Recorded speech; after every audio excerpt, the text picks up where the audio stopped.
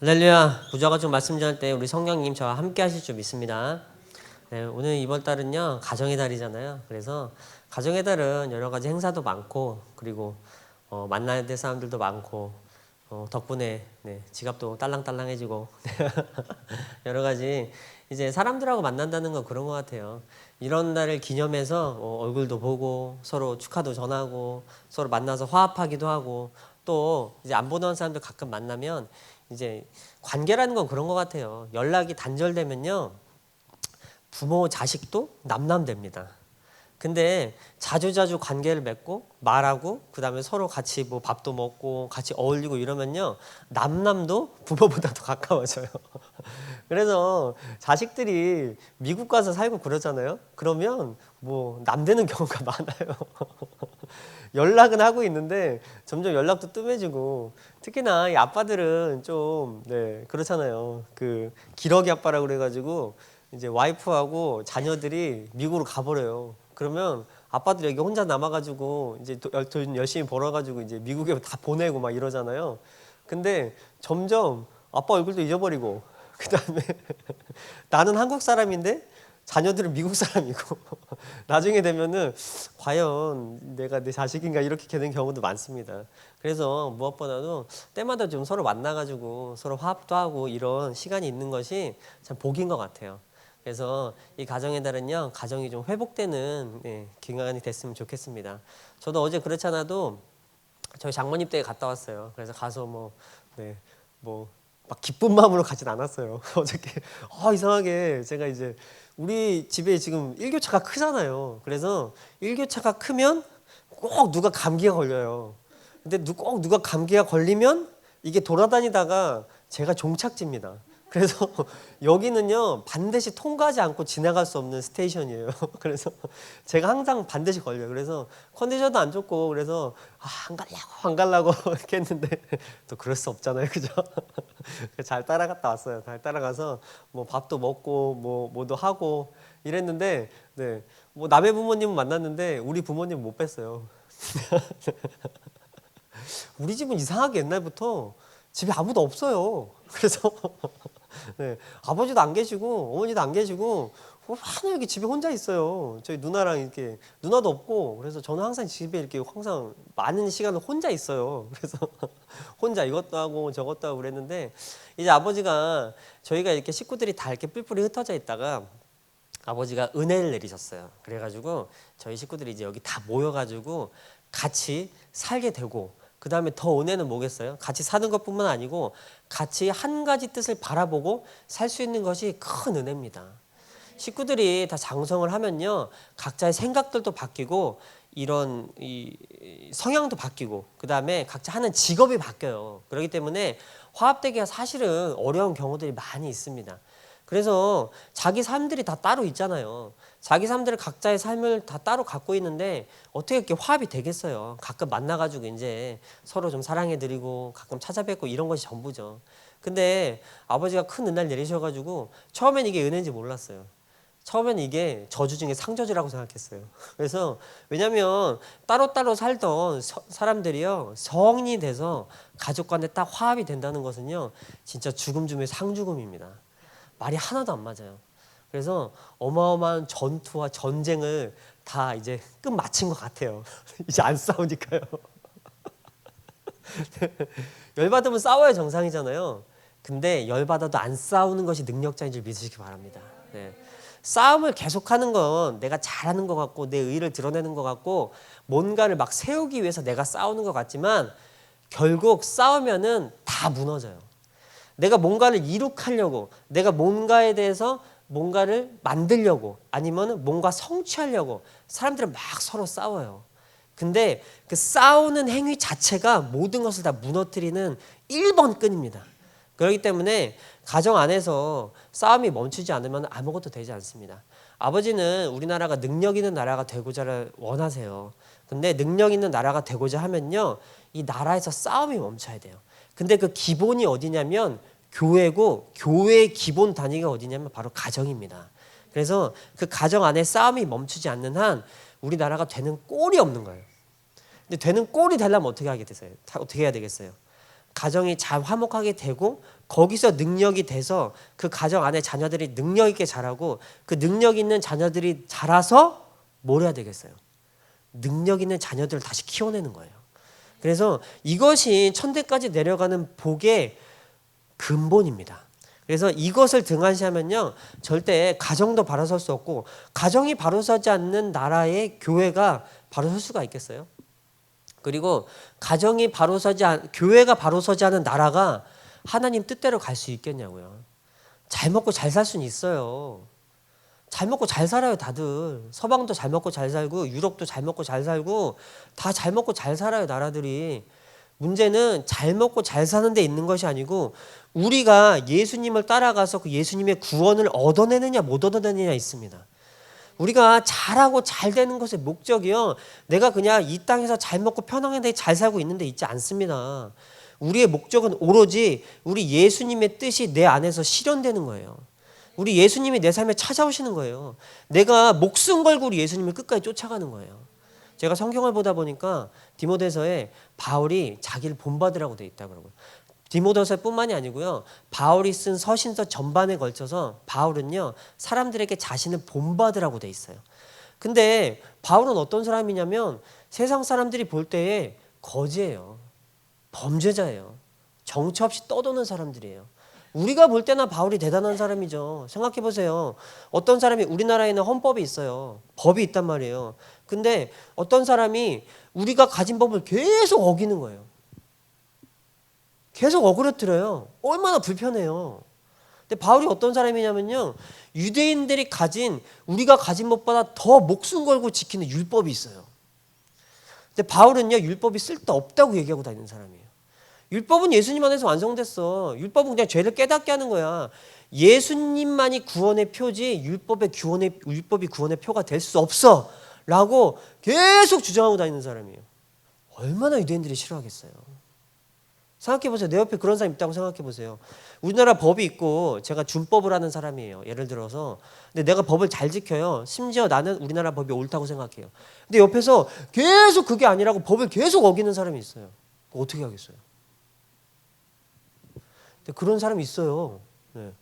바울이 근데 자기가 뭐라고 그랬냐면 자기를 본받으라고 그랬어요. 심지어 법정에 가서 자기가 결박됐어요. 나 이제 재판받아서 죽을지 살지도 몰라요. 근데 사람들한테 뭐라고 당당하게 얘기하냐면 내가 지금 수갑 찬 거 외에는 다 나를 본받기를 원한다. 이렇게 당당하게 얘기할 수 있었습니다. 왜 그러냐면요.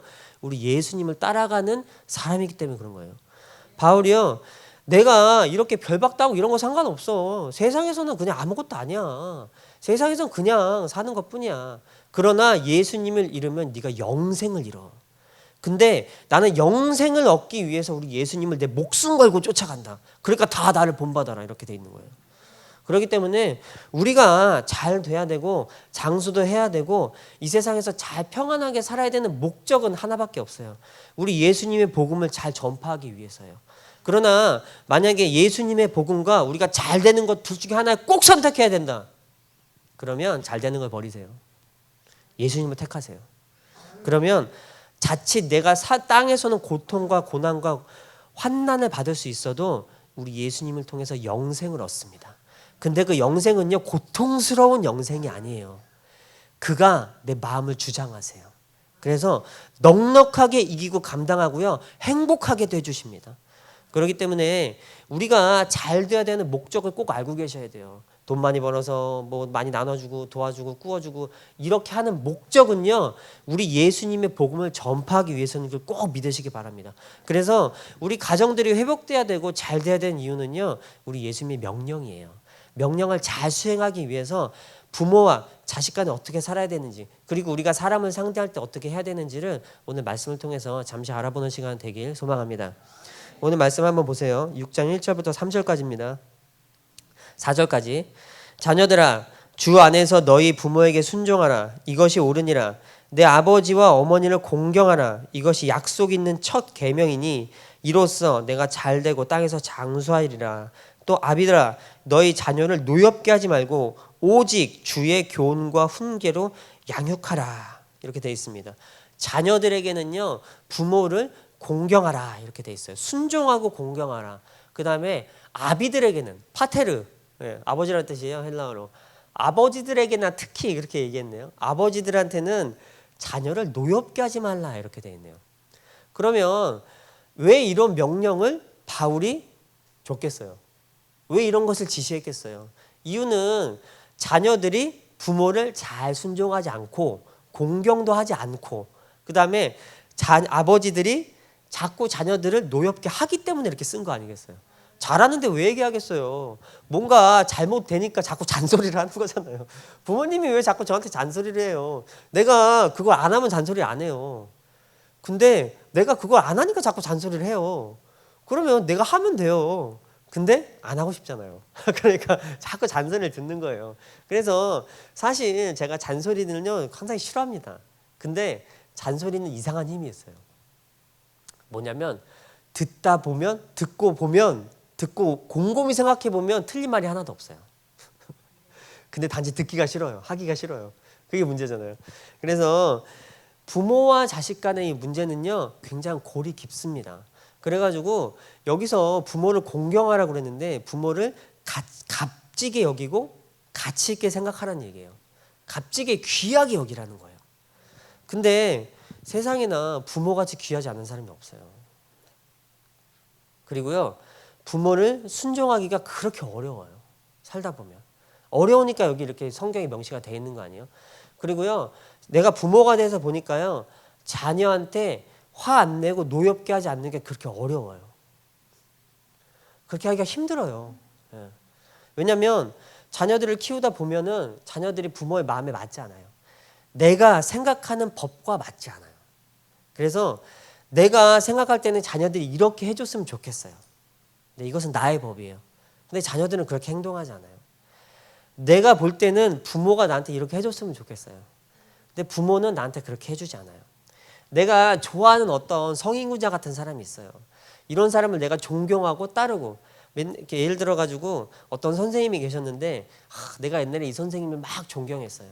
근데 내 부모는 이 선생님 같이 해주지 않아요. 존경하지 않아요. 내 자식이 이렇게 잘 자라줬으면 좋겠어요. 근데 내 자식은 이렇게 해주지 않아요. 그래서 자녀 보면 노여워요. 근데 문제는요 이 노여움에 있습니다. 자식이 부모를 볼 때 부모 보면 화가 나요. 부모가 자식을 볼 때 자식을 보면 화가 나요. 왜 화가 나겠어요? 왜 화가 나요? 그렇죠? 그 자녀들이 왜 음란한 짓을 해요? 자녀들이 그런 짓을 하면 안 된다는 것은 누가 알려주셨어요? 부모가 그렇게 하면 안 된다고 생각하기 때문에 부모를 보면 화가 나요. 자녀를 보면 자녀가 그렇게 하면 안 된다고 생각하기 때문에 자녀를 보면 화가 나요.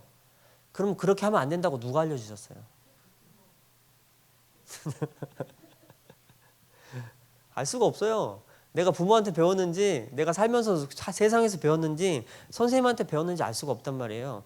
결국 그 부모의 행동을 보고 화가 나는 나, 그 자녀의 행동을 보고 화가 나는 나는요 그 부모나 자식들이요 내가 갖고 있는 법에 부합되지 않아서 그래요. 내가 이거는 이렇게 해야 된다고 생각을 해요. 근데 부모가 이렇게 하지 않으면 화가 나요. 내 자식이 내가 볼 때는 이렇게 해야 해요. 근데 그 자식이 이렇게 하지 않으면 내가 화가 나요. 그래서 내가 갖고 있는데 법이 있어요. 이게 로마서에서 이걸 뭐라고 표현했냐면 양심이라고 표현했어요. 양심이 있는데 내가 갖고 있는데 개인적인 법에 빗대어서 타인이 상대방이 부모나 자식 뿐만이 아니고 모든 사람 마찬가지예요.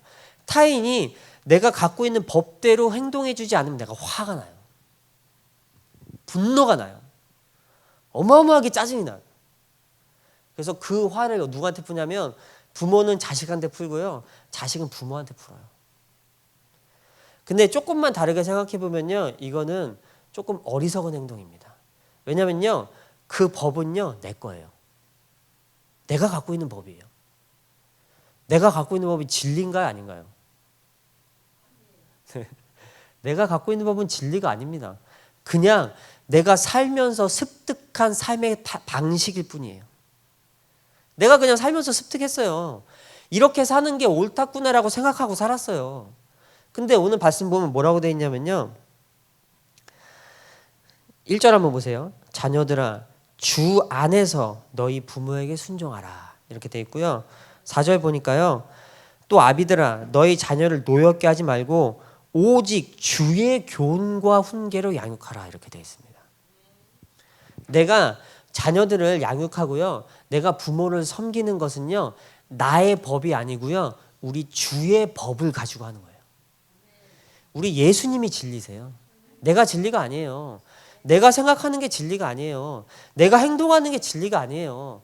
나도 우리 예수님의 진리를 따라 행동하고자 애쓰는 사람인 것뿐이에요. 내 자녀들도 마찬가지고 내 부모도 마찬가지예요. 그렇기 때문에 우리가 교육해야 될 법, 우리가 사람을 상대해야 될 것은요. 내 진리를 가지고 하는 게 아니고요. 오직 우리 예수 그리스도의 진리를 가지고 하는 거예요. 예수님께서 원하시는 대로 하는 거예요. 내가 생각할 때 이것은 옳다 하는 그 방법을 가지고 하는 게 아니고요. 우리 예수님께서 얘기하실 때 오라 라는 방법을 가지고 우리 자녀를 섬기고 우리 부모를 공경하는 거예요. 그래야 가정이 평안하고 안전합니다. 근데 아무도 예수님을 가정 안에 모셔드리지 않는 거예요. 우리가 교회를 다니고 예수님을 신실하게 섬긴다 해도요. 예수님을 그 가정 안으로 모셔드리지 않는 거예요. 그래서요. 옛날에 이제 70년대, 80년대, 90년대 이렇게 초창기 요즘에는 이렇게 종교적인 내용을 가지고 이렇게 잘 영화 안에 비꼬는 내용들이 많잖아요. 뭐 이제 세상의 영화들이나 이런 것들은요. 근데 이런 비꼬는 내용들을 보면요. 신실한 믿음을 가진 부모들 밑에서 이상한 자녀들이 막 나오는 거예요. 근데 부모들이요. 그 자녀들을요. 데려다 놓고 믿음을 강요하는 거예요. 뭐 강요할 수 있죠. 믿음 강요하는 것만큼 복된 부모가 어디 있어요. 안 그래요? 내가 어떻게 해서든지 저 자녀들한테 믿음을 주입시키는 것만큼 복된 일이 어디 있어요. 그렇잖아요. 그 자녀가 믿음을 가져 영생을 얻잖아요. 이것만큼 세상에 복된 일이 없어요. 문제는 뭐냐? 믿음을 그 자녀에게 전달해 주는 게 문제가 아니고 믿음을 그 자녀들에게 전달해 주는 방법이 잘못된 거예요. 믿음을 가지고 너무나 전해주고 싶어요. 근데 그 방법이요. 강요, 협박, 심지어 폭력. 그래서요. 교회 가자는데 교회 안 가요. 그래서 엄청 혁지로 막 때려주는 거예요. 그래서 제가 옛날에 그건 좀 과장해서 표현을 한 거겠죠. 그러나 잘 한번 생각해 보세요. 어떤 변호사가 그런 얘기를 하더라고요. 자기는 영화가 다 시시하대요. 아무리 무서운 영화, 아무리 살인하는 영화를 봐도 다 시시하대요. 이유는 현실은 더하대요. 영화는 그냥 표현일 뿐이래요. 현실은 그거보다 훨씬 잔혹하다는 거예요. 자기가 변호사 생활을 평생 하면서 보니까 현실이 그거보다 훨씬 무섭다는 거예요. 영화에서 막 사람을 막 찢어 죽이고 발라 죽이고 까 죽이고 막 별짓을 다 해서 죽이고 이런 영화들 많잖아요. 근데 현실은 더 무섭다는 거예요. 그래서 자기는 영화 같은 게 시시하대요. 근데 영화에서 표현해낸 그런 가정학대 장면들이 있잖아요. 우리가 영화를 볼 때 불편하잖아요. 근데 현실은 확실히 더합니다. 더한 부분들이 확실히 많아요. 그래가지고요. 그런 데서 표현하는 거 보면 막 자기의 법에 따르지 않는 교회를 생각해 보세요. 교회를 내가 데리고 가려는 거는 부모의 법이에요. 그러면 자녀가 교회를 안 가요. 그럼 어떻게 해야 돼요? 혁띠 들고 때려줘야 돼요. 혁띠 들고 때려주는 건 누구 법이에요? 자녀들을 교회 데리고 가는 거는 예수님 뜻이에요. 근데 자녀들을 혁띠로 때리는 건 예수님 뜻이 반드시 아닐 거라고 저는 믿습니다. 그러면 예수님 뜻을 실천하기 위해서 예수님 뜻을 저버리는 거예요? 예수님 뜻을 실천하는 데는요, 반드시 예수님께서 원하시는 방법이 있어요. 근데 예수님께서 원하시는 방법대로 하면 일이 안 될 것 같은데 돼요. 근데 예수님께서 원하시지 않는 방법으로 하면 제가 내 말대로 따라줄 것 같은데 결국은 안 따라요. 부모가 전해주고자 하는 믿음을 얘가 부모를 버리면 믿음도 버리는 거예요. 근데 얘가 부모를 안 버리면 결국 믿음의 끈이 살아있는 거예요. 그렇잖아요. 그래서요, 예수님께서 어떤 방법을 원하실지는요, 아주 간단한 방법이 있어요. 우리 삶에서요, 예수님을 모셔드리는 아주 간단한 방법이 있는데 그게 뭐냐면요, 물어보세요. 예수님한테 물어보세요. 예수님이요, 심지어 살아계세요. 그래가지고요, 어디 살아계시냐면 우리가 늘상 입으로 고백하는 거예요. 예수님이 살아계세요. 내 삶에 살아계세요. 그래가지고 지금도 나와 함께하고 계세요. 지금 설교하는 나와도 함께하고 계시고요. 듣고 있는 여러분과도 함께하고 계시고, 저 카메라 너머에 듣고 있는 여러분과도 함께하고 계세요. 살아계세요. 그래가지고 예수님이 항상 내 말에 귀를 기울이고 경청하고 계세요. 모르셨죠? 그러니까요, 물어보세요. 우리 예수님은요, 요한복음 5장에 보니까요, 심판자세요. 요한복음 5장에 보니까 하나님께서 심판의 권한을요, 우리 예수님께 주셨어요. 그래서 심판의 권한은 우리 예수님이 갖고 계세요. 심판이란 거 뭐냐면 헬라어로 크리노예요. 이게 무슨 뜻이냐면요, 심판이라는 것은요, 뭔가를 딱 잘라내는 거예요. 그래서 옳은 것과 잘못된 것을요, 판단해내는 게 바로 심판이에요. 근데 심판의 권한을요, 사람들이 다 자기가 갖고자 해요. 아니에요. 심판의 권한은 처음부터 우리 예수님이 갖고 계셨어요. 그리고요, 교회가 갖고 있어요. 내가 갖고 있는 건 아니에요. 그래서 그 심판의 권세를 갖고 있는 우리 예수님한테 물어보세요. 그러면 예수님께서 옳고 그름을 판단해 주세요. 내가 내 자녀를 볼 때 막 화가 나고, 내가 내 부모를 볼 때 막 화가 나는 거는 내 법이에요. 내가 그 자녀를 심판하고 내가 그 부모를 심판하고 있는 거예요. 근데 내가 심판자가 아니고요, 성경에 보니까 우리 예수님이 심판자세요. 그래서요, 예수님께 물어보시면 돼요. 어떻게 하느냐? 제가 실전에 살 수 있는 간단한 방법을 알려드릴게요. 뭔가 내가 자녀들하고 좀 마음에 안 들어요. 우리 아들이 내가 원하는 대로 안 해줘요. 제가 어저께 이제 장모님댁 갔다 왔는데, 전 다 같이 가는 줄 알았어요, 우리 애들하고. 근데 우리 아들은 안 가겠다는 거예요. 노연 거. 자기는 집에 책 보겠대요. 감기 걸려가지고. 나도 걸렸는데? 야, 너만 살겠다고 빠지냐?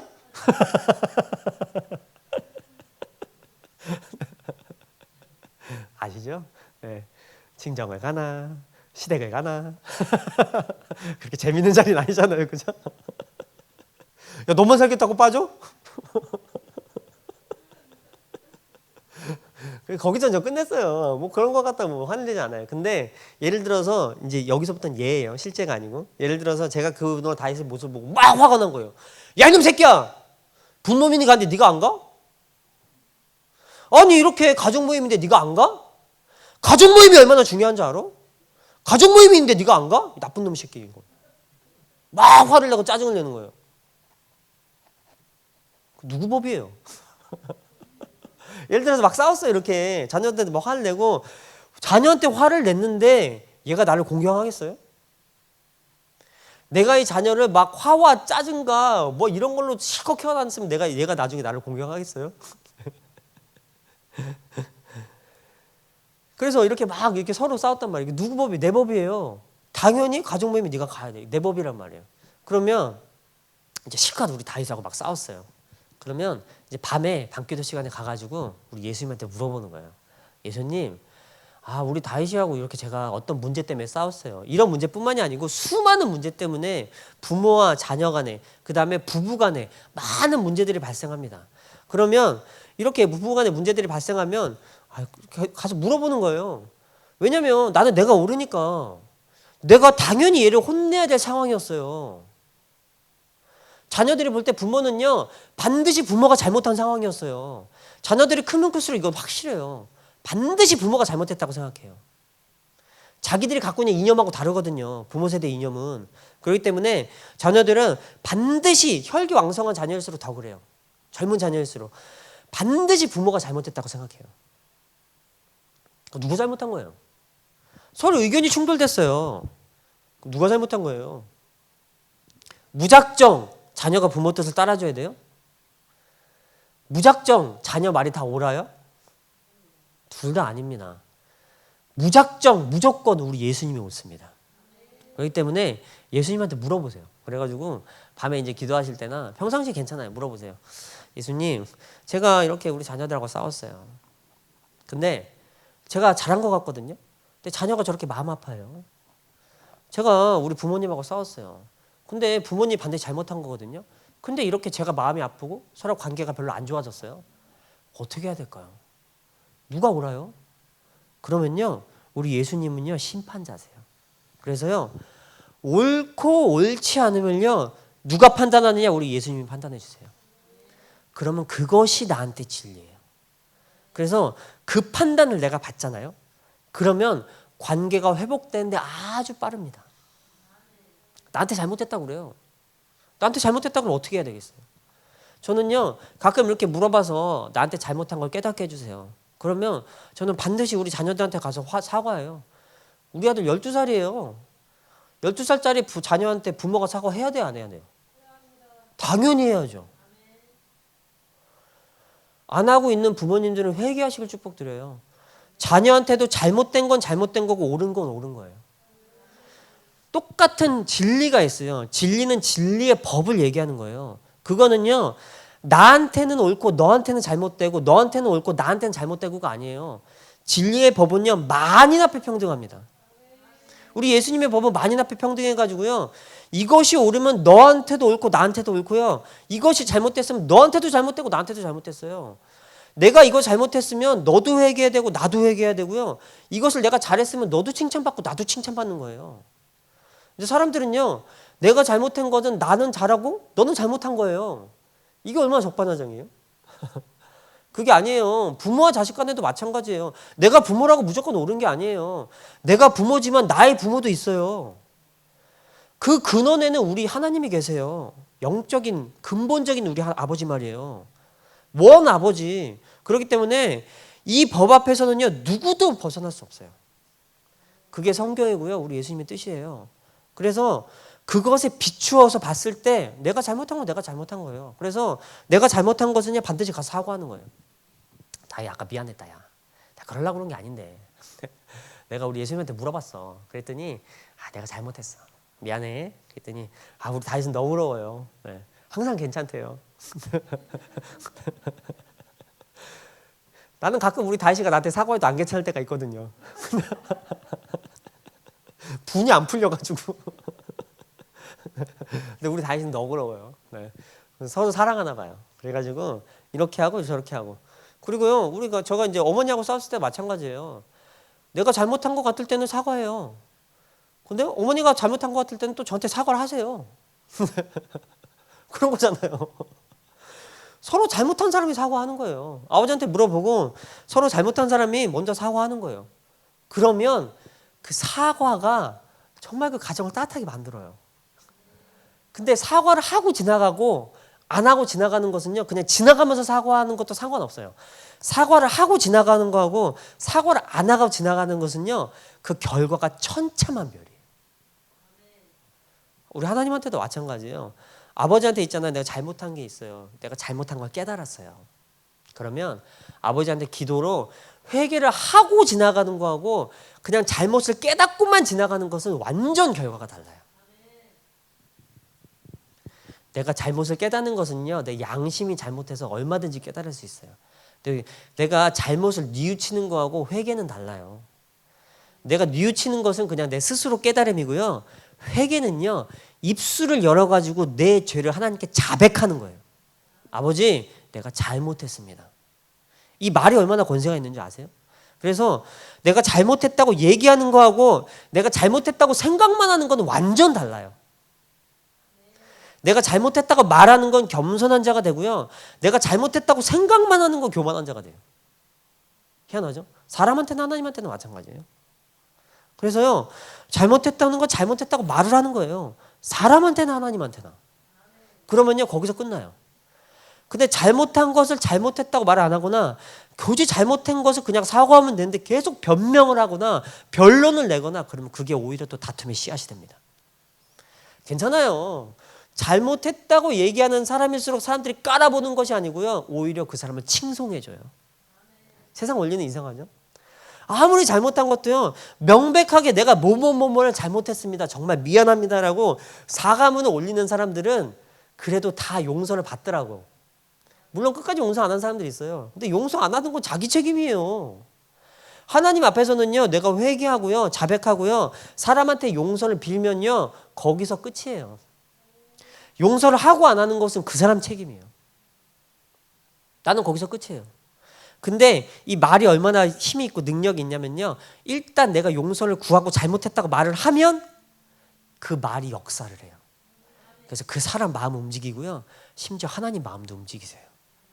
그래서요, 내가 잘못한 것이 있으면은 회개를 하시고, 회개는 하나님한테 하고요, 사람들한테는 가서 잘못했다고 말을 하세요. 그러면 용서받을 수 있어요. 그리고요, 저 사람한테도 마찬가지고요, 이런 것을 끊임없이 교육해야 되는 이유는요, 내가 잘했고 저 사람이 잘못했을 수도 있어요. 그러면 평상시에 자녀들한테 교육을 잘하는 거예요. 야, 잘한 것이 있고 잘못한 것이 있어. 잘못했다고 말하는 건 쪽팔린 게 아니야. 잘못했다고 말하는 건 창피하거나 이런 일이 아니야. 네가 자서 잘못했다고 말한다고 해서 네 체면이 깎이거나 인격이 깎이지 않아. 오히려 사람들이 좋은 인격이라고 해줘 라고 교육을 해보세요. 그러면요, 자녀들이 서스름 없이 자신의 잘못에 대해서 인정을 하고요, 잘못에 대해서 인정을 하면은 고침을 받습니다. 이게 바로 회개의 능력이에요.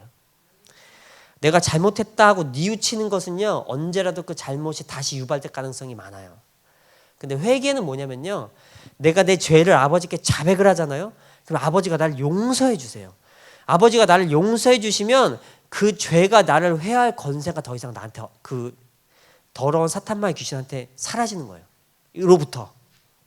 그래서요, 내가 이런 더러운 행동과 말과 행동을 끊임없이 죄를 유발하는 말과 행동을 하는 것은요, 마태복음 15장에 보니까요, 내 속에 있는 더러운 것이 나와서 나를 더럽히는 거예요. 내 속에 있는 더러운 것, 사탄 마귀 귀신의 세력들이 내 속에서, 내 육신 속에서 끊임없이 나한테 죄를 유발시키는 거예요. 그 유발시키는 죄를 따라서 내가 계속 그 죄를 따라하고 있는 거예요. 그 바울이 그랬잖아요. 오호, 나는 공고한 사람이야. 이 육신의 사망의 죄에서 나를 끌어낼 자가 도대체 누구야? 라고 하는 그 탄식이 우리 속에도 그대로 있습니다. 그래서요, 계속 나한테 죄를 유발시키는 거예요. 근데 회개를 하잖아요. 그럼 아버지가 듣고 용서해 주시는 때가 있어요. 무조건 한 번 회개한다고 다 용서되는 건 물론 아닙니다. 그러나 아버지가 용서를 해주시잖아요. 그러면 그 죄를 끊임없이 유발하고 있던 그 더러운 것이 내 속에서 사라져요. 그러면 그 죄가 나한테 사라져요. 그러면 그때 진정한 용서가 이루어지는 거고 회개가 이루어지는 겁니다. 그렇기 때문에 내가 잘못했다고 자백을 하는 것과 잘못했다고 그냥 뉘우치고 머릿속으로 뉘우치는 것은 전혀 결과가 다릅니다.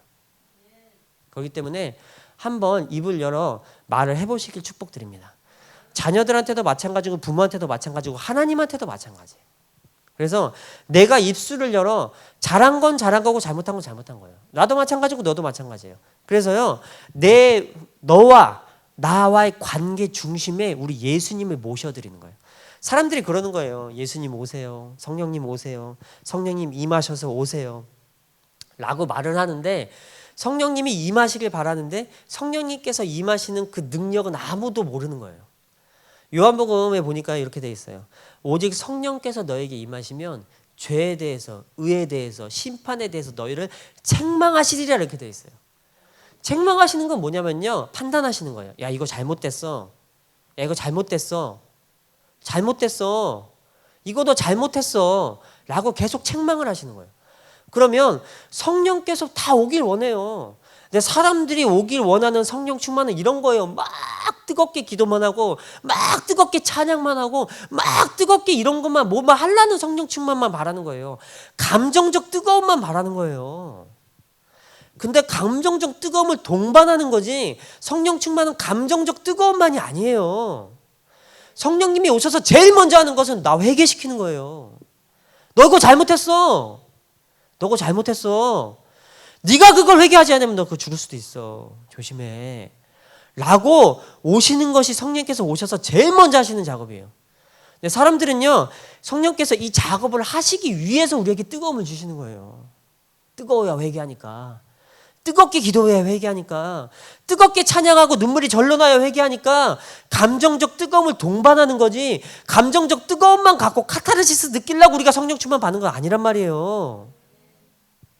성령 충만은요, 아버지가 딱 오셔서 회개시키는 거예요. 회개하라, 천국이 가까웠다. 회개하지 않는 사람에게 누가 천국을 줍니까? 회개하지 않는 사람에게 누가 천국과 같은 삶을 줍니까? 그래서요, 성령께서 우리를 사랑하셔서 오시는 제일 처음 하는 작업이 그거란 말이에요. 그렇기 때문에 이런 뜨거운 감정적 기복만을 바라시는 것이 아니고요, 아버지가 딱 오셔가지고 말씀 들어보세요. 성령께서 오셔서 하시는 말씀을 들어보세요. 야, 네가 잘못했잖아. 회개해. 이런 말을 받으려고 하는, 이런 회개와 훈계를 받으려고 하는 것이 아니고요, 이런 것만 받으려고 하는 게 문제입니다. 그래서 아버지가 우리한테 오시는 것은요, 우리가 이런 온전한 성령 충만을 받고 온전히 성령님을 내 안에 모셔드리고 온전하게 예수님을요 내 삶에 모셔드리려면요, 내가 잘못된 것을 받아들이셔야 돼요. 그래야 예수님이 나와 상관이 있어요. 저 사람과 나 사이에 예수님을 모셔드리는 것은요, 심판자를 모시는 거예요. 판단자를 모시는 거예요. 그래가지고 우리가 예수님 모시길 너무 바라면서 이걸 안 하고 있는 거예요. 그래서 예수님을 저 사람과 누구든 상관없어요. 누구든지 어떤 사람과 내 사이의 관계에 항상 예수님을 중간에 모셔드리는 거예요. 얼마나 좋아하시겠어요. 하루에 한 번도 예수님을 안 불러요. 교회에 예를 들어가지고 주일날 가고 수요일날 가고 2번 가잖아요. 그럼 예수님 2번밖에 안 불러요. 자기는 심지어 잘 부르지도 않아. 아멘만 하지. 이름을 부르세요. 예수님. 성함을 부르세요. 우리 예수님 성함이 있으시잖아요. 예수님 도와주세요. 성령님 안녕하세요. 하나님 아버지 도와주세요. 안녕하세요. 알게 하세요. 깨닫게 해주세요. 불러주세요. 여호와라고는 부르지 마세요. 웬만하면. 여호와 하나님 이렇게 부르시든가, 뭐 여호와요 이런 말씀은요, 제가 생각할 때는 우리나라라서 그런지 모르겠어요. 되게 버릇없어 보여요. 나 우리나라 사람이라서 그런지 모른가 봐. 존칭은 또 우리나라하고 이제 몇몇 국가만 존칭을 쓰잖아요. 그래서 그런지 몰라도 어쨌든 우리나라는 우리나라 법대로 사는 게 우리 뭐 아버지 성함이 있는데 내가 아버지 성함 막 부르면서 누구야 이것 좀 내놓으세요. 누구야 이렇게 내놓으세요. 좀 버릇없는 것 같아요. 근데 우리 예수님은 아니시잖아요. 우리 예수님은요 신랑이시자 친구잖아요. 그죠? 그래서요 예수님의 성함을 부르세요. 예수님이 우리 중보자가 되시잖아요. 그래서 예수님 어떻게 할까요? 예수님 도와주세요. 예수님 저 사람과 나와 지금 이렇게 문제가 생겼어요. 어떻게 할까요? 예수님 믿지 않는 저 사람과 내가 이렇게 지금 문제가 생겼어요. 어떻게 할까요? 예수님 내 자녀들하고 지금 이렇게 내가 문제가 생겼어요. 어떻게 할까요? 그러면요, 야 우리 예수님 살아계세요. 그래가지고 어떻게 할지 그 방법을 주세요. 그러면 그 방법대로 하면 내가 쪽팔릴 것 같고 하기 싫고 되게 자존심 상하고 막 그럴 것 같잖아요. 근데 그거를 꺾고 우리 예수님께서 원하신 대로 하잖아요. 그러면 놀랍게 문제가 해결됩니다. 그리고 더 중요한 건 뭐냐, 자녀들과 사이에서 그렇게 하면요, 이 자녀들이 나중에 커서도 자신의 삶에 예수님을 모셔드려요. 평생 예수님과 동행하면서 살아요. 말만 동행해요. 교회 가서 앉아있으면 동행하는 거예요? 아니에요. 교회 가서 앉아있는 이유는요, 교회 가서 앉아있지 않는 대부분의 시간에 예수님과 동행하기 위해서 교회 가서 앉아있는 거예요. 맞잖아요. 교회 가서 찬양하고 말씀 듣고 기도하고 가서 예수님 만나고 그 시간 동안 충실하게 만나가지고 일주일에 1-2시간 만난 그 시간을 토대로 나머지 모든 시간에 우리 예수님과 함께하기 위해서 그 시간에 가서 앉아있는 거잖아요. 물론 그 시간 자체에도 굉장히 의미가 있지만 그 시간과 더불어 내 삶의 제사를 드리는 거잖아요. 그 시간에 앉아있지 않은 많은 시간에 예수님 내 삶에 모셔드리려고 그런 거 아닙니까? 그래서 간단한 방법을 알려드리는 거예요. 예수님 이름 부르세요. 예수님 어떻게 할까요? 물어보세요. 예수님 살아계셔서 얼마든지 대답하시고 얼마든지 내 삶에서 필요한 것들을 공급하시고 알려주십니다. 그 방법이 진리라니까요. 내 머릿속에 있는 떠오르는 방법들, 내 삶 속에 있는 단단하게 갇혀있는 이런 내 삶의 양심들, 내가 가지고 있는 법들이 진리가 아니고 이거는 그냥 내 가지고 있는 율법일 뿐이에요. 내 속에 자리 잡고 있는 율법이에요. 이 율법은요, 예수님하고 관련된 것도 있지만 예수님하고 상관없는 것들도 많아요. 근데 내가 내 율법을 가지고 자녀들을 양육하면요, 반드시 자녀들 노엽게 합니다. 근데 우리 예수님의 진리를 가지고 내가 자녀들을 양육하잖아요. 그러면요, 내 마음엔 들진 않지만 우리 자녀들이 나와 예수님 앞에서 사랑스럽게 자라요. 그것만큼 좋은 게 세상에 어디 있습니까? 그래서 우리 부모와 자식 간의 관계에서 이런 예수님을 한번 모셔드리기를 축복드립니다. 자, 그 다음에 5절부터 8절까지 한번 보도록 하겠습니다. 종들아 두려워하고 떨며 성실한 마음으로 육체의 상전에게 순종하기를 그리스도께 하듯 하라. 눈가림만 하여 사람을 기쁘게 하는 것처럼 하지 말고 그리스도의 종들처럼 마음으로 하나님의 뜻을 행하고 기쁜 마음으로 섬기기를 주께 하듯 하고 사람들에게 하듯 하지 말라. 이는 각 사람이 무슨 선을 행하든지 종이나 자유인이나 주께로부터 그대로 받은 줄을 알미니라. 아멘. 이 말은요, 예수님께 하듯이 주인을 섬기라는 거죠. 근데 지금은 우리에게는 이거는 이제 옛날에 뭐라 그럴까요? 그 신분에 관련된 그 제도로 있든 관습적으로 있든 안에 그런 신분 사회였을 때 이제 종과 상전이 있어요. 근데 지금도 사실은 없는 데 있어요. 없는 데 있어요. 이상하게 제가 나한테 월급을 주면 이상하게 내가 종이 된 것 같아요. 그죠? 이상하게 저 사람이 내 지도자면 이상하게 내가 종과 같은 모양새를 지녀야 되는 게 현실인 거예요. 그래서 제가 생각할 때는 계급은 없어졌는데 이런 개념이나 종과 상전이란 이런 의미들이요, 인간 사회상에서는 없어질 수가 없는 것 같아요. 그렇죠? 왜냐하면 하나님과 사람의 관계가 있기 때문에 사람끼리의 관계도 이게 암암리에 없어질 수가 없더라고요. 내가 가게를 운영하는데 가게 손님이 왔어요. 그러면 손님은 왕이에요. 어쩔 수가 없어요. 내가 먹고 살아야 된 게. 없어질 수가 없어요. 인간관계에서는. 어쨌든 갑과 을이 인간관계에서 없어질 수가 없어요. 그래서 내가 갑이든 을이든 어떤 내가 입장이든 상관없이 우리 예수님께 하듯이 그 사람을 대하라는 얘기예요. 그러니까 상대방이 내가 갑인 입장에 있든지 내가 을인 입장에 있든지 상관없이 예수님께 하듯이 그 사람을 대하라는 거예요. 근데 이 말이 사실은요, 재밌어요. 보세요. 예수님께 하듯이, 주께 하듯이, 그리스도께 하듯이 상전에게 순종하고, 그리스도께 하듯이 기쁜 마음으로 하나님 뜻을 행하고, 기쁜 마음으로 섬기고, 주께 하듯이. 벌써 어폐가 생기잖아요. 우리는 대부분 주를 기쁜 마음으로 섬기지도 않고 주께 순종하지도 않고, 그 다음에 주를 심지어 5절에 나와 있는 것처럼 두려워하고 떨지도 않아요. 그렇잖아요. 이 말씀 그 말씀이잖아요. 종들아 두려워하고 떨며 성실한 마음으로 육체의 상전에게 순종하기를 그리스도께 하듯 하라. 돼 있어요. 그럼 그리스도가 어떤 분이세요? 두렵기도 하고 떨리기도 하고, 성실한 마음으로 임해야 되는, 내가 순종해야 되는, 내가 기쁜 마음으로 순종해야 되는 대상이라는 거예요. 아무도 예수님 안 무서워해요.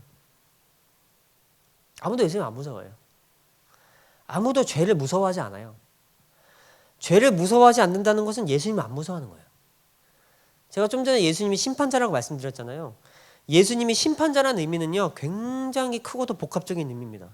제가 아주 단편적으로 말씀드렸는데 예수님께서 내 삶의 심판자예요. 그러면 내가 잘못하면 누가 심판해요?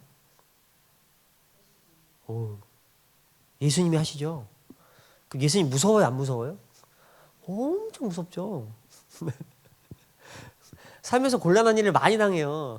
뭐 돈 문제에 대해서도 곤란한 일 많이 당하고, 건강 내가 상해서도 아주 심각한 문제를 당하기도 하고, 자녀가 문제가 생기기도 하고, 가정이 많이 문제들이 생기기도 해요.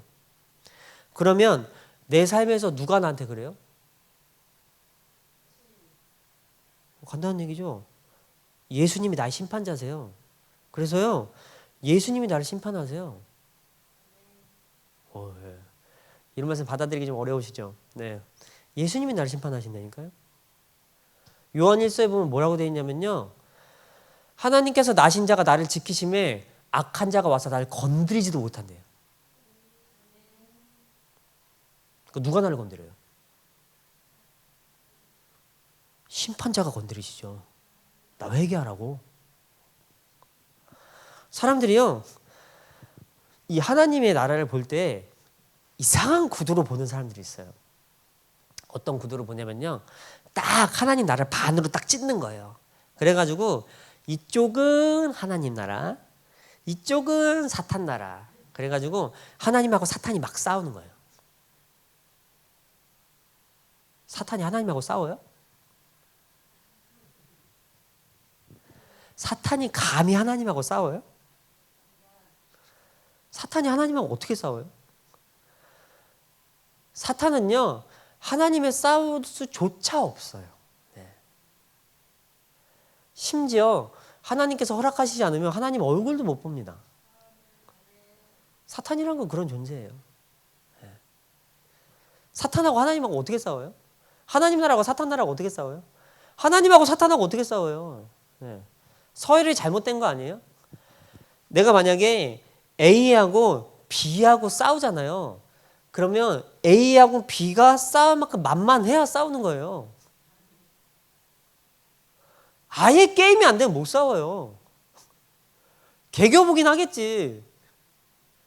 그러다 무적인 가잖아요. 아예 싸우면 안 돼요. 네. 요즘에 그 잘 나가는 그 UFC 선수 누구더라? 방송에 아주 자주 나오는데 아주 덩치도 좋고 김동현인가? 우리 영환이 비슷하게 생긴 사람. 그 김동현인가? 김동현하고 우리 샛별이하고 싸운다고 생각을 해보세요. 우리 샛별이 7살짜리 여자아이예요. 8살짜리. 싸움이 돼요? 아예 싸움이 안 돼요. 샛별이가 가서 개겨보긴 하겠죠. 마음에 안 들면. 그러나 풀펀치로 쳐도 간지럽잖아요. 근데 아니잖아요. 이거는 싸움 자체가 아닌 거예요. 구도를 이상하게 잡고 있는 거예요. 구도가 그렇게 안 생겼어요. 이렇게 나라를 양분해가지고 하나님 나라하고 사탄 나라가 싸우질 않아요. 구도가 그렇게 안 생겼어요.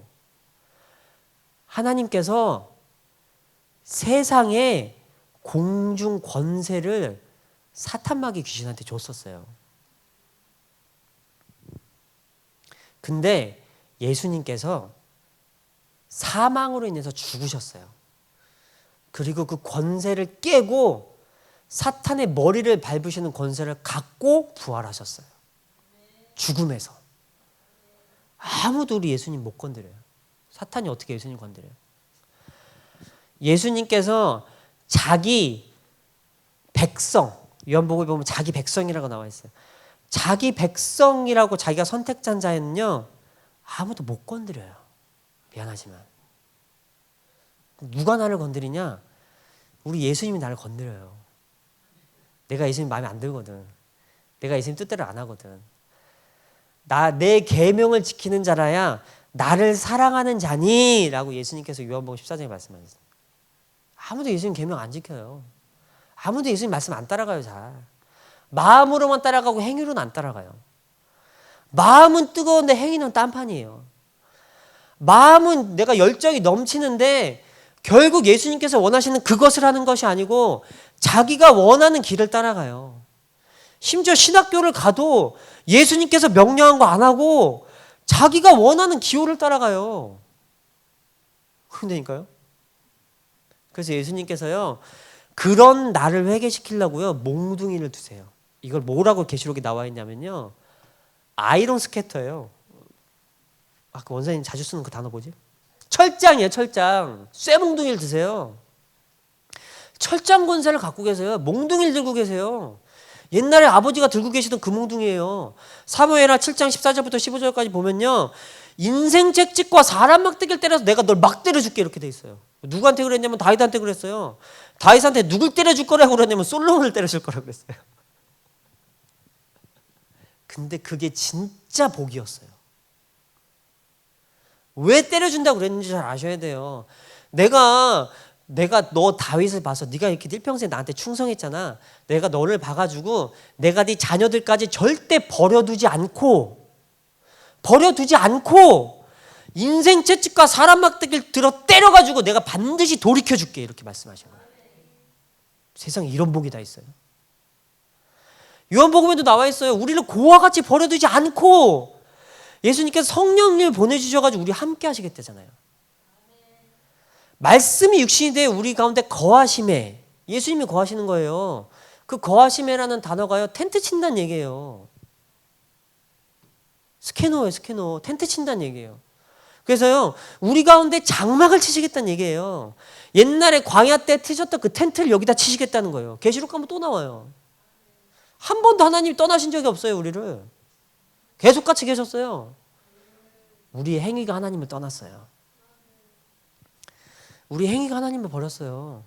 우리 행위가 예수님을 안 따라갔어요. 한 번도 안 버리셨어요. 계속 같이 계셨어요. 항상 텐트 치고 계셨어요. 그 장막이 어딜 갑니까? 심지어 우리 죽어서 계시록 가도 또 장막이 열려요. 한 번도 안 떠나셨어요. 우리가 그래서 돌아가는 겁니다. 그래서 예수님께서요, 우리를요, 절대 예수님께서 자기가 택한 자들 아무도 못 건드려요. 그 철장을 가지고 우리를 때리시는 거예요. 이게 얼마나 큰 복이냐면요, 이걸 갖고 우리를 때려주지 않고 고와 같이 버려둔 사람은 버려진 거예요. 이미 심판받았어요. 아무도 때려주지 않아가지고. 세상에서 곤란과 고통과 고난을 그냥 겪어요. 근데 고난과 고통과 곤란을 겪다 그냥 죽어요.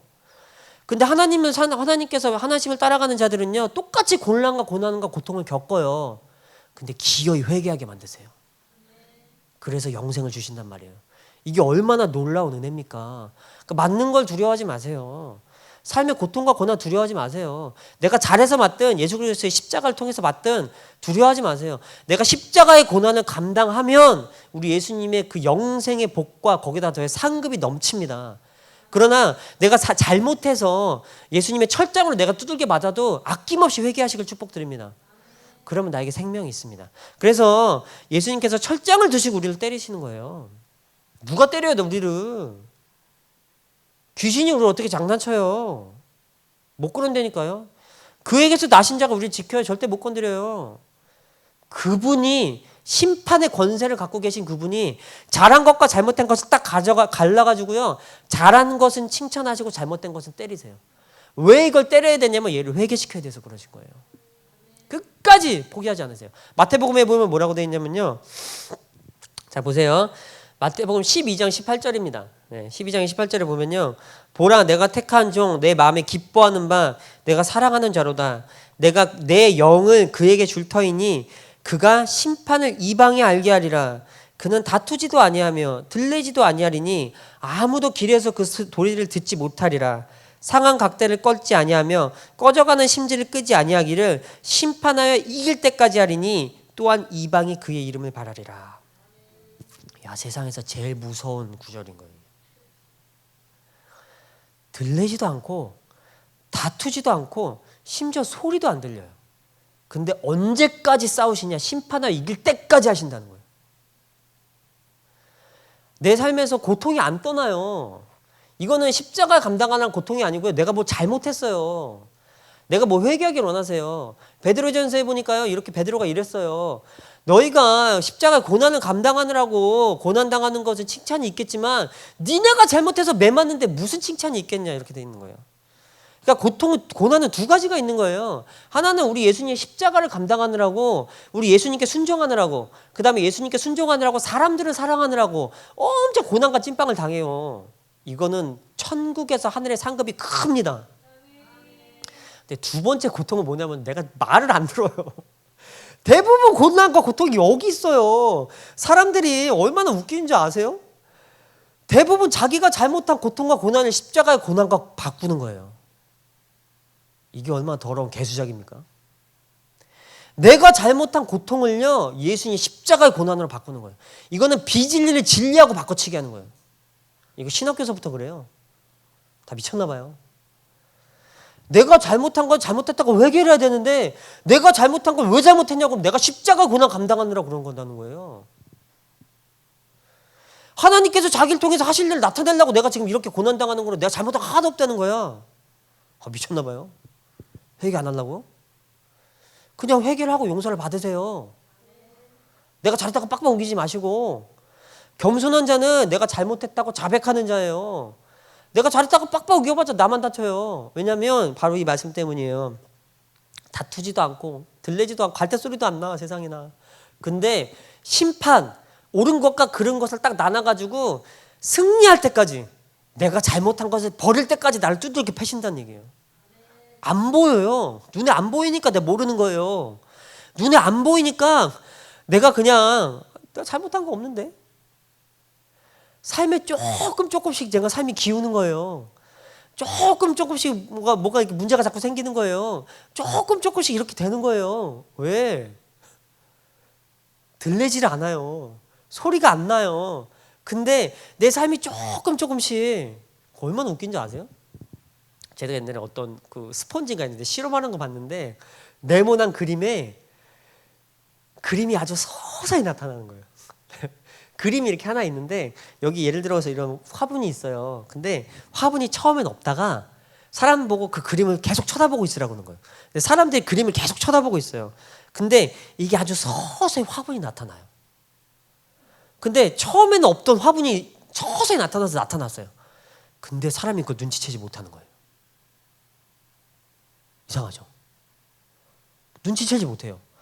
내가 그 그림을 실험이에요, 실험. 그 그림을 뚫어지게 쳐다보고 계세요. 무슨 변화가 있나? 근데 그림이 걔가 서서히 나타나니까 내가 뚫어지게 쳐다보고 있어도 얘가 나타나는지 모르는 거예요. 나중에 처음 그림하고 나중 그림 비교해보니까 얘가 나타나 있는 거예요. 그럼 깜짝 놀란 거죠.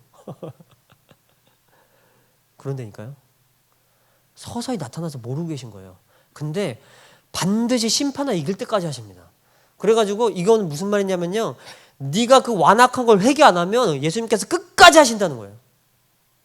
그래서요, 서서히 갔는데 어느 날 보니까 내가 죽을 일이 났어. 서서히 갔는데 어느 날 보니까 부자가 돼 있네. 심판을 이길 때까지. 심판이라고 말씀드렸죠. 잘하는 건 칭찬하시고 잘못한 건 때려주시는 거예요. 구약의 율법하고 똑같아요.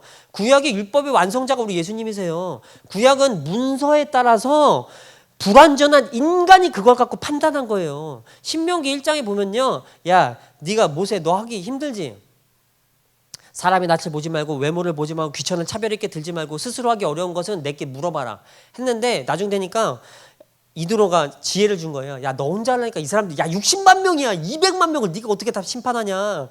1000부장, 100부장, 50부장, 10부장 세워가지고 그 사람들에게 판단하게 해. 율법을 가지고. 그런 거예요. 근데 그 율법은요, 갖고 비완전한 사람들이 판단하는 거예요. 그렇기 때문에 그 재판이 아무리 공정한 게 해도 비완성적인 거예요. 그리고 사람이 하다 보니까 이럴 때는 이렇게, 이럴 때는 이렇게, 이럴 때 이게, 그 율법을 가지고 파생된 율법들이 너무 많아지는 거예요. 왜냐하면 사람들이 세세하게 해야 되잖아요. 지금 우리나라 법 다 공부하려고 보세요. 왜 변호사들이 법 그거 들어가려면 검사들이 왜 머리 터지는 줄 아세요? 법이 너무 많아서 그래요. 왜 이렇게 법이 많아지겠어요? 부동산 법만 해도 보세요. 야, 이렇게 법을 만들었더니 이렇게 뺑기를 쓴다고? 야, 이렇게 법을 만들었더니 이렇게 피해 간다고? 야, 이렇게 법을 만들었더니 이렇게 도망간다고? 여기도 받고 여기도 받고 여기도 받고 여기도 받고. 야, 세상에나 하루에도 2000개씩 도 만들 수 있어요. 왜? 사람들이 하도 머리가 좋아가지고 이렇게 만들면 이렇게 도망가고 이렇게 만들면 이렇게 도망가고. 율법이 많아질 수밖에 없잖아요. 많아지다 보니까 족쇄가 됐어요. 법을 남발하면 자유가 사라져요. 아무도 자유가 없어졌어요. 예수님이 오셨어요. 그래가지고 옛날에 있던 율법을 자기가 완성해 버리셨어요. 그래가지고 옛날에는 불완전한 사람이 이렇게 다 판단해 줬어요. 지금은 그럴 필요가 없어요. 예수님이 다 판단하세요. 그게 법이에요. 그래가지고 예수님께서 자기한테 순종하는지 안 하는지를 딱 판단하셔가지고 잘하는 사람들한테는 상을 주세요. 잘못하면 아낌없이 때려주세요. 사랑해서 때리시는 거예요. 히브리서 12장 말씀 보니까 어찌 자기 부모가 자기 자들 아직 징계를 안 하냐 이렇게 돼 있단 말이에요. 아낌없이 때렸어요. 그것도 철장이에요. 철장. 아이러니, 철로 만든 몽둥이란 말이에요. 이게 얼마나 아파요. 근데 아무도 맞는지 모른다니까요. 나중에 그것이 서서히 맞다 피멍이 들어야, 피멍이 들어도 못 깨닫고 죽는 사람 많아요. 세상에나. 희한하죠. 근데 은혜가 내리면 회개하고 죽더라고요. 얼마나 감사해요. 데려다 금식을 시키세요. 금식 시켜놓으니까 회개하고 돌아가시더라고. 평생 회개를 안 하세요. 평생 자기 잘났다고 살다가 나중에 병들었어요. 그래가지고 데려다 놓고 잠깐 금식 시키고 그랬더니 회개하고 금방 돌아가셨어요. 이게 회개하고 돌아가시는 거 안 하고 돌아가시는 거는요 큰 차이가 있어요. 천국이 위험할 수도 있어요. 데려다 금식 좀 시키세요. 예.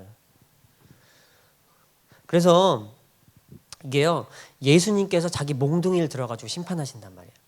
그래서 이 몽둥이가 나를 계속 때리고 있는 거예요. 멈추질 않아요. 왜? 심판을 이길 때까지 하셔야 되니까. 네가 이긴지 내가 이기는지 해보자. 네가 이겨요, 내가 이겨요. 우리 예수님이 이기죠. 내가 어떻게 이겨요? 그래서 이 몽둥이를 드는데 이 철 몽둥이가 뭐냐? 바로 사탄마의 귀신인 거예요. 예수님께서 공중권세 잡은 자 그 사탄을 완전히 눌러버리시고 그 심판의 권한을 우리 예수님이 갖고 가셨어요. 그 아버지가 주셨어요. 그래가지고 이 심판의 권세를 가지고 선한 손과 몽둥이 손, 양손을 가지고 계세요. 그래서 선한 손으로는 잘한 사람들에게 천사를 보내서 복을 주세요. 몽둥이 손으로는요 잘못한 사람들에게 때려주세요. 어떤 방법으로 때리느냐? 사탄 마귀 귀신이 그때 역사를 하는 거예요. 그래서 아버지가 허용하시면 내 잘못한 그 죄를 지은 사람에게 합법적으로는 들어가서 그 사람을 다 뒤집어 놓는 거예요. 절대 허락 안 받고 사탄 마귀 귀신 날 못 건드려요. 어떻게 건드려요? 내가 예수님 자녀라니까요. 예수님 자녀인 줄 믿으시기 바랍니다. 내가 하나님을 주로 시인하는 사람한테 예수님 자녀예요. 하나님의 자녀고 예수님의 친구자 신부예요. 신부감이에요. 그래서 내가 예수님이 내가 잘못을 하잖아요. 그러면은 절대 날 못 건드려요. 근데 내가 잘못을 하면 예수님께서 그 철 몽둥이를 드는 순간 그 몽둥이가 사탄마귀 귀신인 거예요. 그래서 나를 때려요. 내 삶에 들어와서 다 뒤집어 버려요. 돈 문제도 뒤집어, 건강 문제도 뒤집어, 자식 문제도 가정 문제도 뒤집어, 다 뒤집어 버려요. 다 뒤집어 가지고 결국 무엇 하려고 그러냐? 우리를 고와 같이 버려두지 않고 결국 나를 회개시켜서 나에게 영생을 주시려는 작업입니다. 그렇기 때문에 내 삶에서 이런 뒤집어지는 것이 있다면 회개하세요. 금식하고 회개하세요. 금식을 하셔야 돼요. 왜 금식 안 하세요? 네. 괜찮아요. 우리 코로나에서 이제 벗어났어요. 와서 금식하세요. 금식을 하고 성령 충만 받으세요. 아버지가요, 내가 무엇을 회개해야 될지 자세하게 보이십니다. 내가 가야 될 길을 자세하게 지시하십니다. 성령 충만을 통해서 내가 깨끗해지면 내가 얼마나 더러운지가 보여요. 금식은 깨끗하게 씻는 작업이에요. 그래서 예수 그리스도의 피를 우리를 단번에 사가지고요, 원죄를 싹 없애셨어요. 이제는요, 우리 예수 그리스도의 피를 힘입어 이제는 우리가 천국 갑니다. 그러나 내 삶에서 이루어지는 아주 더러운 범죄들이 많아요. 이런 범죄들은요 금식을 통해서 깨끗하게 씻는 거예요. 이런 범죄들이 쌓이잖아요. 내가 계속 더러워지면요 옳은 것과 그른 것을 분별을 못해요. 깨끗한 것과 더러운 것을 분별을 못해요. 내가 방을 맨날 어지르고 사는 사람들은요 웬만큼 더러운 데 가서 더러운 줄 몰라요. 내가 더러워서 그래요. 더러운 사람이 어떻게 깨끗한 것과 더러운 것을 분간합니까? 그러니까 우리나라가 이렇게 다 더러워지고 있는 거예요. 더러운 사람이 더러운 것을 보고 더럽다고 하는 거예요. 내가 깨끗해지면 뭐가 더러운지 진짜 알아볼 수 있다니까요. 내가 더러워요. 내가 더럽다고요. 디모데서에 보니까요 남의 죄는 간섭하지 말라고 돼 있어요. 근데 자기가 더러운지 모르고 계속 다른 사람 죄만 간섭을 하고 있는 거예요. 다른 사람 죄에 간섭하지 마시고 내가 회개하세요. 내 죄나 회개하세요. 내 죄를 회개하잖아요. 그러면 아버지가요 나를 깨끗하게 하십니다. 금식하시면요 내가 깨끗해져요. 그러면 내 죄가 보여요. 그리고 내 죄가 보이고요 회개할 수 있는 심령을 주세요. 그래서 회개가 돼요. 회개하잖아요. 그러면 내가 거기서 벗어나요. 그러면 내가 잘 돼요. 내 속에서 나오는 깨끗한 성령 충만한 물이요 내 속에 있는 더러운 것을요 싹 깨끗하게 합니다. 여기 내가 사람은 그릇이에요. 아버지가 이제 꿈에 보면 그릇으로 보여주세요. 그릇이 있는데 물이 요만큼 차 있는 거, 요만큼 차 있는 거, 요만큼 차 있는 게 달라요. 근데 성령 충만함이란 뭐냐면요. 충만함은 가득 차자는 뜻이에요. 그래가지고 내 그릇이요 물로 가득 차요. 넘칩니다. 가득 차면요 내 죄가 깨끗해지고요 내 더러운 것들이 삶에서 살아나요. 내 죄가 해결받으면요, 내 죄 때문에 우리 예수님께서 들었던 그 몽둥이가 사라져요. 돈 문제, 건강 문제, 자식 문제, 가정 문제가 그냥 어디 가서 기도받는다고 없어지는 것도 아니고 어디 가서 능력자 받아가지고 능력자의 손 한번 얻는다고 사라지는 게 아닙니다. 처음부터 원인이 잘못됐다니까요. 원인은 내가 더러워서 우리 예수님 날 때리고 계신 거예요. 그러니까 원인을 제거해야 결과가 나타나죠. 그렇기 때문에 내 죄가 회개가 돼야 결과가 나타나서 내 삶이 좋아지는 거예요. 그래서 내가 성령 충만해서 내 금식을 하잖아요. 그러면 성령 충만함을 주세요. 성령 충만은 넘치는 물과 같습니다. 그래서요, 내 비어있는 그릇을요 가득 채워주세요. 깨끗한 물로. 이 물은요 스스로 자정하는 물이에요. 그래서 내가 아무리 더러워도 이 물 자체가 나를 깨끗하게 할 수 있는 그 힘이 우리 성령님의 충만함입니다. 그래서 여기 가득 차 있는 물이 나를 깨끗하게 합니다. 그리고 금식을 하면요 이 물이 넘쳐요. 넘치면 어떻게 되냐면요, 요한복음 4장에 나와 있는 것처럼요, 그 배에서 생수의 강이 넘치는 거예요. 내 배에서 생수의 강이 넘치잖아요. 그러면 어떻게 되냐면 계시록 21장에 보니까 이렇게 되어 있어요. 강이 넘쳐가지고 하나님으로부터 나오는, 내 안에 성령께서 계세요. 성령께서 계셔가지고 나한테 충만함을 주잖아요. 그러면 그 물이 넘친단 말이에요. 그러면 그 물이 넘쳐서 내 배에서 생수의 강이 쫙 흘러요. 그러면 그 강 옆에 나무들이 이렇게 심기는데 그 나무에 달마다 열매를 맺습니다. 그리고 그 잎사귀가 만국을 치료하는 잎사귀가 돼요. 그러면 이 만국을 치료하는 잎사귀가요, 나뿐만이 아니고요, 내 가정을 회복시키고요, 내 교회를 회복시키고 아울러 나가서 내 나라를 회복시킵니다. 이 물줄기가 나로부터 나가야 돼요. 저 사람한테 나오라고 하지 마세요. 다른 사람의 죄에 끊임없이 간섭하고 손가락질하는 것은요, 저 사람의 죄, 저 사람부터 그 물줄기를 내가 받겠다는 거예요. 아니에요. 성경은 그렇게 돼 있지 않아요. 내 배에서 그 생수의 물줄기가 나가야 됩니다. 내 배에서 그 물줄기가 나가서 내 가정도 치료하고 내 자녀들도 치료하고 내 교회도 치료하고 내 나라가 치료되는 물줄기가요, 내 속에서 나가는 겁니다. 그렇기 때문에 오셔서 금식하시고 성령 충만 받으시길 축복드립니다. 아무도 성령 충만 없이는요, 우리 성령님의 충만함을 아무도 금식 없이는 성령님의 충만함을 받을 수가 없어요. 우리 민족이 잘 나가다 이렇게 꼬꾸라진 건요, 금식을 잃었다고 아버지가 보여주셨어요. 왜 금식을 잃었어? 다 잘하잖아. 구제도 잘하고 선교도 잘하고 헌신도 잘하고 순종도 잘하고 열정이 넘치잖아요. 근데 왜 금식을 잃으셨나요? 왜 금식을 버리셨어요? 예, 마태복음 6장에 보면요, 아무런 이런 방구 하란 말할 말이 없어요. 금식할 때에, 구제할 때에, 뭐 할 때에, 용서에 대해서 당연히 해야 될 것만 당연히 해야 되니까 하라 말한 말이 없어요. 당연히 하는 거예요. 왜 안 하십니까? 와서 하세요. 와서 하시면요, 내 삶이 살아나면 다른 사람 삶도 살릴 수 있어요. 근데 내 삶 하나도 못 살아나는 사람이 어떻게 말씀을 통해 다른 사람을 살리겠다고 그럽니까? 먼저 살아나시길 축복드립니다. 먼저 회복받으시길 축복드립니다. 먼저 성령 충만함 받고 아버지 앞에 그 생수가 넘쳤을 때에 내 삶이 살아나고 내 삶이 살아나는 것처럼 다른 사람을 도울 수 있는 끈이 주어지길 축복드립니다. 그래서 우리가 말씀이 조금 해서 근데 여기서 마치도록 할게요. 우리가 이 종들의 말씀을 통해서, 에베소서 말씀을 통해서 우리에게 하시고자 하는 말씀은요, 먼저 우리 예수님을 두려워하시고 먼저 기쁨으로 예수님을 섬기시고요, 먼저 금식하시고 먼저 성령 충만 받으세요. 그러면 하나님의 생수가 내 삶에서 끊이지 않기를 저 여러분께 축복드립니다. 찬양하고 말씀 마치도록 하겠습니다. 우리 예수님이 따라가신 그 길 찬양하도록 하겠습니다.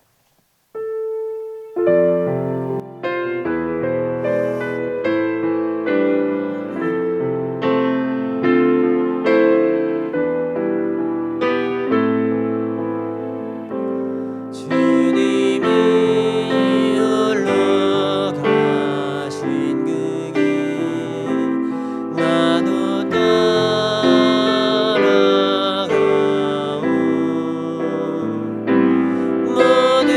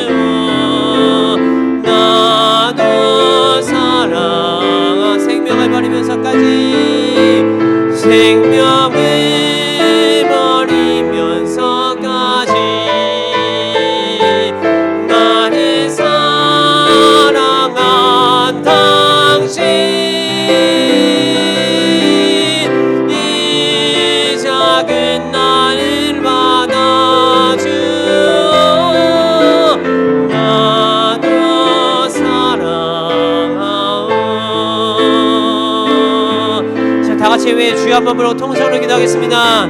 주여 하나님 감사합니다. 이 가정의 달에 저희는 성령 충만